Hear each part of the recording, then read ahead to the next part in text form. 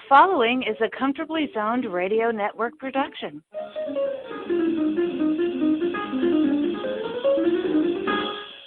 Good evening, ladies and gentlemen. I'm Ralph Tycho of the Comfortably Zoned Radio Network, and I'd like to welcome you to another episode of The Package Tourist, hosted by the Package Tourist in the magical mystery tour called Life, Matthew DiBiase, who tonight will be interviewing counselor, public speaker, author, and podcaster Kris Godinez about her views and analysis of the American psychological landscape and how narcissism, borderline personality disorders, and toxic parenting are harming the collective American psyche.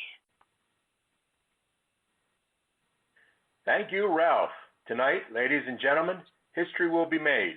For the first time in the brief history of my podcast, The Package Tourist, I will be interviewing my first female guest, my dear friend, counselor, public speaker, author, and fellow podcaster, Kris Godinez.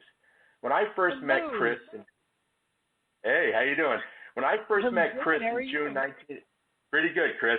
When I first met Kris in June 1986 in a Hamburg youth hostel over a continental breakfast, she went by the name of Kris Millington, and she was a drama student from Chico, California, who wanted to be an actress. On that day in June 1986, she helped extricate me from a slightly sticky situation with a timely loan of money, which I repaid immediately upon my return to America, which in turn began a decade-long friendship. When I was a Jeopardy contestant filming my own episode in December 1991, Kris was in the audience cheering for me, for which I will always be grateful. As the years passed, life had other plans for Kris.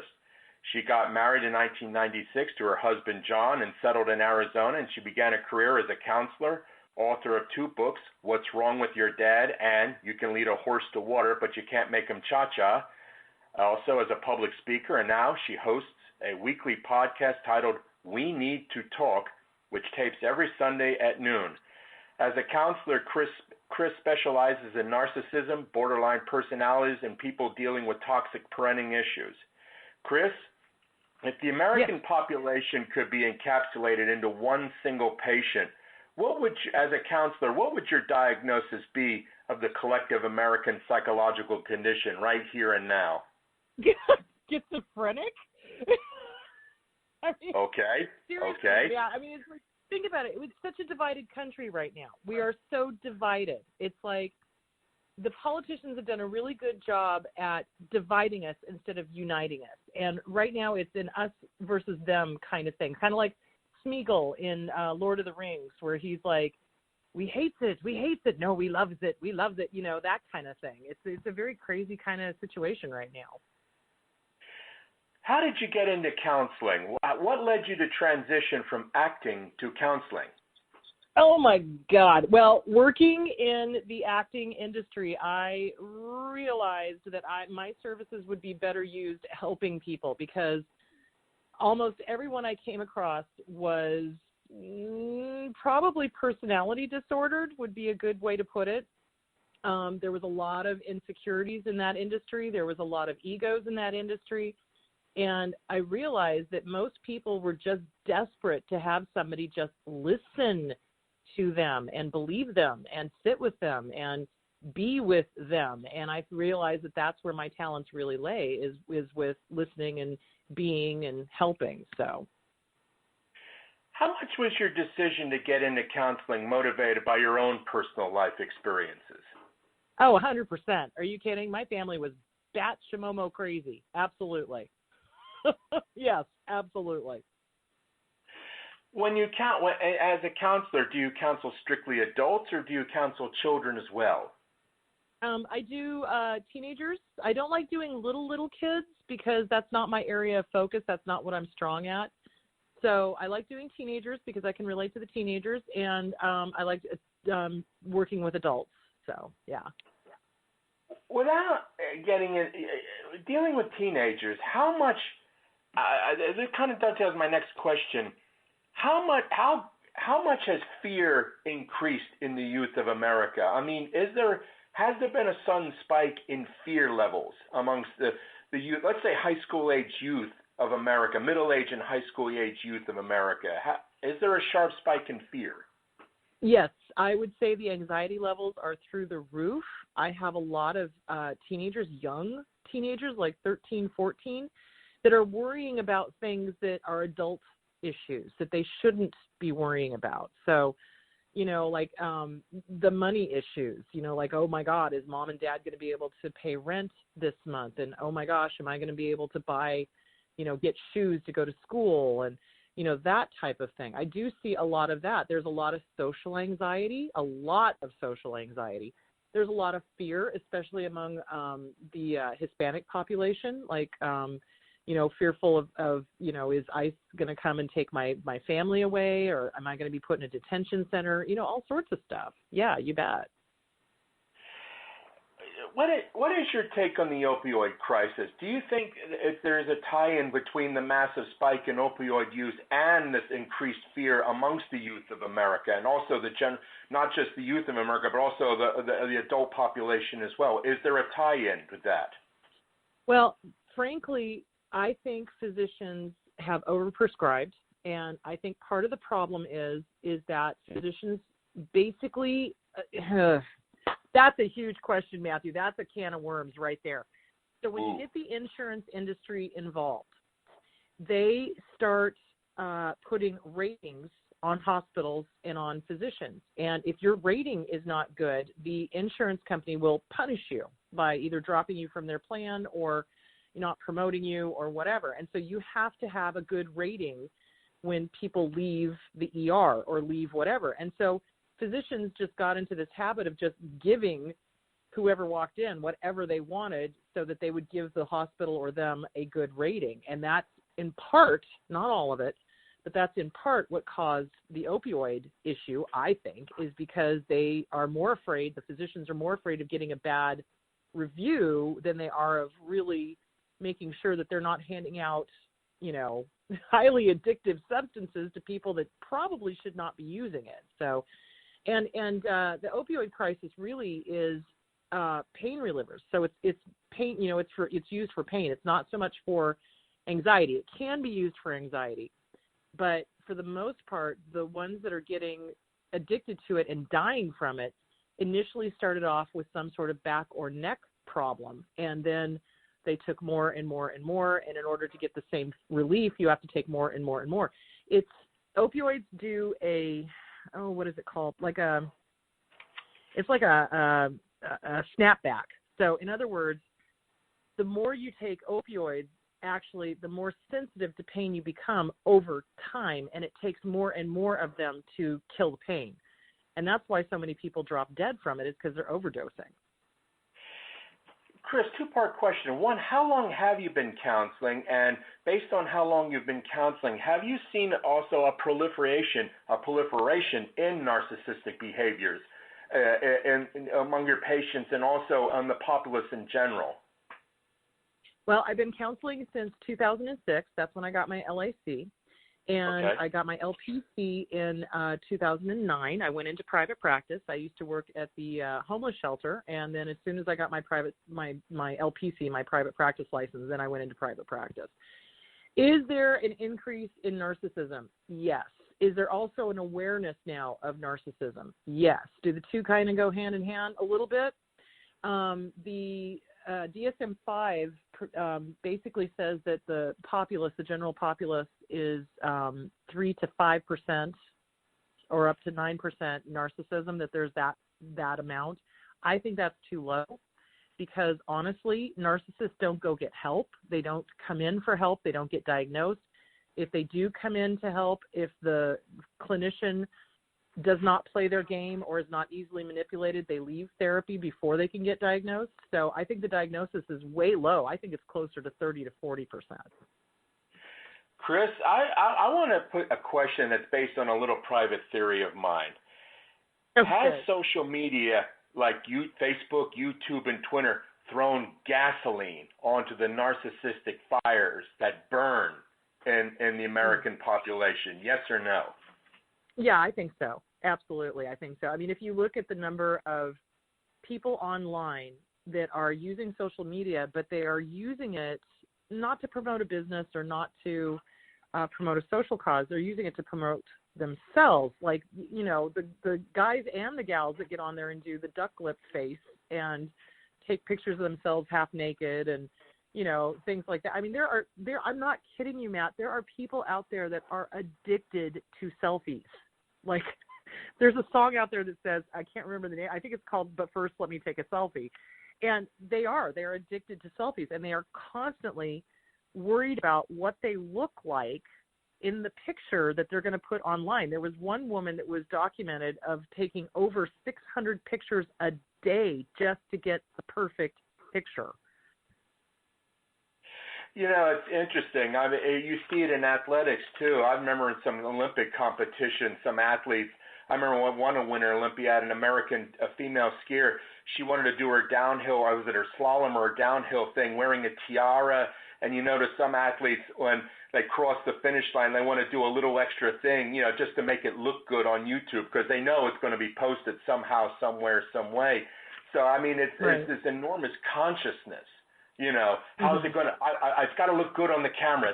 How's it going to look later on YouTube? So it's almost like basically you've got mundane people becoming exceptionally camera conscious, like an actor or an actress. Right. Oh, yeah, absolutely. Absolutely. YouTube has basically given everybody their Andy Warhol 15 minutes of fame. You bet. Here's another thing, Kris. The Star Trek, the original series, and the Next Generation, the main thesis behind Star Trek was that humanity, through superior education and superior technology, overcame hunger, want, prejudice, and sexism and intolerance to journey to the stars. But here we are, Kris, in the early 21st century. And it seems, in my view, and I wonder if you agree with the same thing, that humanity, instead of progressing, has regressed, and that modern technology has basically begotten Lucifer. Do you feel the same way? How are we begetting Lucifer? Well, I think that education has not been put to the forefront. We've had a lot of lip service by a lot of politicians going, oh, no child left behind. But what instead has been happening is that the teachers are forced to teach to the test. So instead of teaching the kids the things that they need to learn, which would be how to balance a checkbook, how to adult, how to run a business, how to get your own insurance, how to do math, how to do science, they are now just teaching so that they passed the test. And there are many out there, many high school students that can't even read because the teachers just, kind of like bad managers, they just keep getting promoted. Do you see where I'm going with that? So yes. I think our educational system has failed. Absolutely. When people start belittling intelligence and they start belittling education and they stop funding the schools, which is what happens in every single state. I started with California with Prop 13, but it's like the school funding has just absolutely dried up. Teachers are not considered important. And again, just like the insurance industry with the doctors, the teachers are forced to teach to the test, not to what is going to benefit the child. I'm curious, Kris. I know in a lot of southern states, you have these quote-unquote religious schools where, in a sense, they're teaching the children how to be a better Baptist or how to be a better, something or another, or whatever their denomination is, okay? Whereas instead of, a truly progressive, learning the classics or learning, history in a sense or like that. How is it in Arizona? Is there a proliferation of quote-unquote religious schools, kind of like the South, where in a sense it's like a revolt against public education, or no, that's just more to the South and not really to the American Southwest? What are your observations? Well, I think it's happening in a lot of states. In Arizona, we do have a lot of charter schools. They are not just strictly religious. Some of them are, but some of them are an absolute response to the public school system, which is basically not teaching. It's not allowing the teachers to teach. So in the charter schools and in the private schools, they have a greater ability to do more. But then again, this raises the issue of, okay, well, now we've got a class war going on because only the wealthy can afford this. So, what happens to the kid that's in the inner city? What happens to the kid that's in the ghetto? What happens to the kid whose parents are working literally 3 jobs each just to keep the family going? Yeah. Please tell us about your podcast, We Need to Talk. How long have you been doing it, Kris? And what is the basic thrust of We Need to Talk? What does it deal with? I've been doing We Need to Talk with Kris Godinez since 2017. And it's your weekly mental health updates and checkup. And it's geared towards people who've been in abusive relationships, both romantically, with a narcissist or a malignant borderline. And I do mean malignant, not just traits of. Yeah. Or they've been in a family that is absolutely toxic, that, probably narcissism and or borderline is going on there, and they've gotten out of it, and now they're left going, oh my God, how do I adult? How do I have a relationship that isn't trauma-filled and dramatic and screaming and yelling? How do I do that? So it's basically what to expect when you leave abuse, how to take care of yourself, the things that abusers do, how to protect yourself, how to be able to recognize one so that you don't get into another relationship like that. Is it a call-in show? In other words, do people call in and say, my name is Jane Rowe, and I've been in this, and Kris, I need your advice. Is it like that or no? Well, kind of. So what I do is I do a different topic every week. So 1 week I'll do a topic on, what is a healthy relationship? Let's talk about the signs that this is a healthy relationship. And then at the half-hour mark, because I do it for an hour, because that's about all I can talk because my voice gives out, that I'll ask questions. I'll say, okay, guys, give me your questions. What do you guys need to know? And then basically whatever they need to know, I will answer as long as it's somewhat on topic. So, yeah. Kris, what fuels narcissism? What is it? I mean, what are the things that you discover? What are the triggers of it? What are the building blocks that create the narcissistic personality based on your observations and experiences? It is nature and nurture. So, in other words, the person has got to be predisposed to being a narcissist in the first place. So there's lots of kids that are raised by abusive parents that turn out actually really well-balanced and good people, right? So why? Well, it's got to be within their nature, because the nurture certainly doesn't explain it. The nurturing was abusive, but yet they turned out to be good people.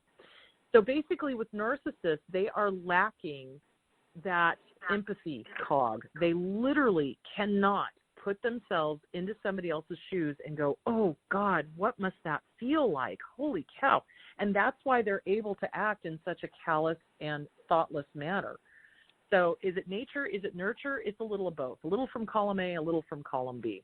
And if you've been raised by a narcissist and you've only experienced that and you don't have the empathy cog, you are more likely to become a narcissist yourself.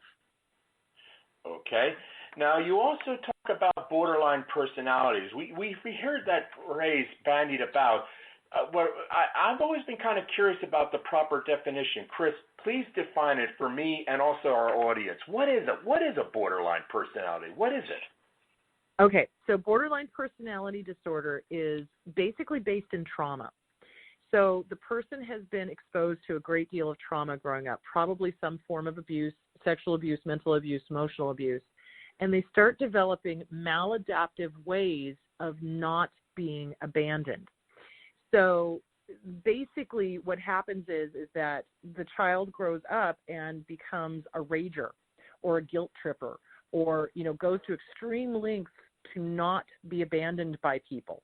And so they're very manipulative, unfortunately, and they have traits of all of the major personality disorders. So they can be schizoaffective, schizotypal, they can be narcissistic, they can be histrionic, they can be avoidant, they can be OCD, they can be paranoid.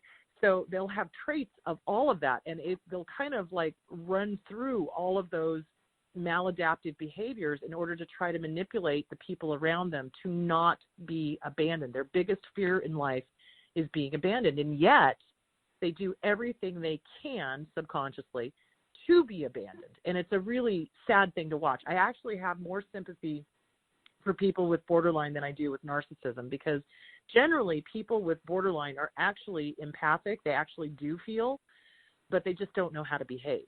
So it's a matter of retraining them and nailing down those behaviors and getting them back.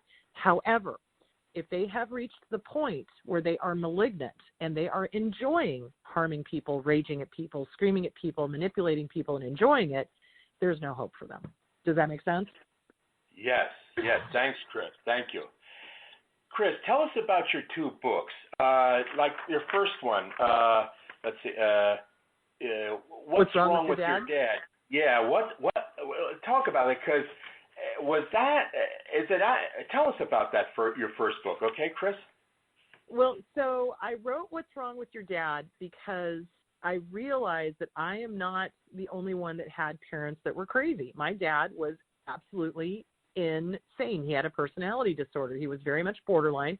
He was also very much narcissistic, but he was more borderline than he was narcissistic. So I think the borderline was the major thing that was going on with him, and the narcissism was a minor one. So he was very difficult growing up with. He was very abusive.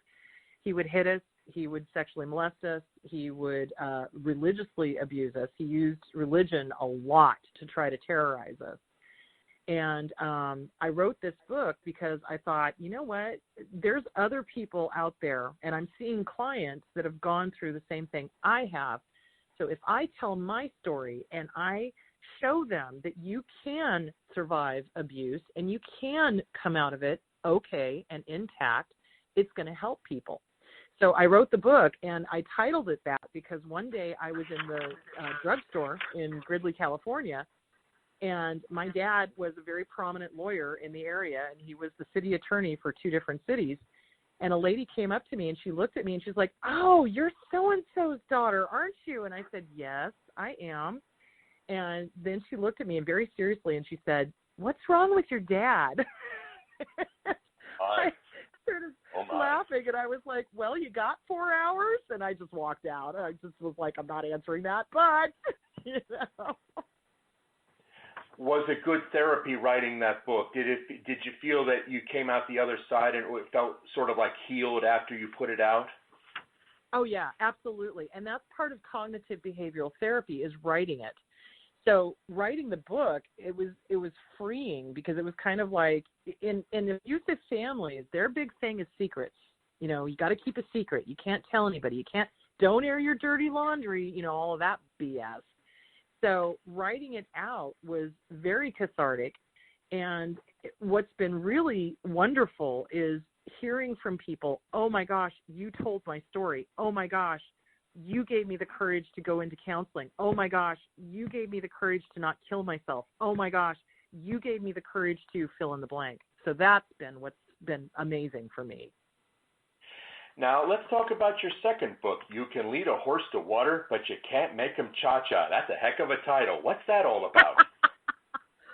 So I wrote that book, and I say that all the time, because people are always like, but can't we fix the narcissist? Can't we heal them? Can't we save them? Can't we just love them into sanity? No, you can't. You can lead a horse to water, but you can't make him cha-cha. And I tell people that all the time. So the book is basically about why some people stay in abusive relationships, like stay in them, either just live miserably the rest of their lives in an abusive relationship, or they end up getting killed by their partner. And other people have the V8 moment, that epiphany moment where they go, "This is insane. I am going to die. I need to get out of here." And then they leave. So it kind of goes through the different scenarios of what's going on, what kind of manipulation is happening, what kind of codependency is going on, why is that person stuck, and why were they able to recognize it and get out? So, Kris, out of curiosity, were your books conventionally published through conventional firms, or were they self-published? Oh, no, I did self-publishing. Yeah, I did self-publishing. And some people are like, "Oh, you could have made so much more with a publisher." And I'm like, no, because these are not exactly romance novels that everybody is going to want to read. This is a very specific audience. You know what I mean? So where can your readers purchase your books, Kris? You can get them on Amazon, and they are also available on Audible. I did the narration for them because I hate listening to people's books where they don't read their own books, because usually sometimes the actors are not that good. So I did the narration on both books. So you can get them on Audible or you can get them on Amazon. Do you have a future book project in mind, Kris? And if so, when may we expect its release? Yes, I am working on my third book, and it is going to be about after you leave. So like the process of leaving and after you leave and what you can expect and all of the weirdness that goes along with that. So when people leave, and especially in regards to a romantic relationship. So when people leave an abusive romantic relationship, I cannot tell you the number of times they will be sitting on my couch, they've left the relationship, they're still in shock, and they will look at me and they will say, I don't know who I am. I have no clue who I am. I can't even tell you what I like to eat, because their abusers have been so controlling and so manipulating and so guilt-tripping that they convince the target of abuse that they like what the abuser likes and that they will do what the abuser likes to do and that that's their life. And, you know, they'll sit on the couch and be like, I have no clue what I like to do. I don't even know who I am. And it's about losing your personality, losing your identity, and then finding it again finally once you get out. Let's get to national politics for a moment. Kris, how much is the Republican Party's war on women motivated by hysterical fear as opposed to mere ideological principle?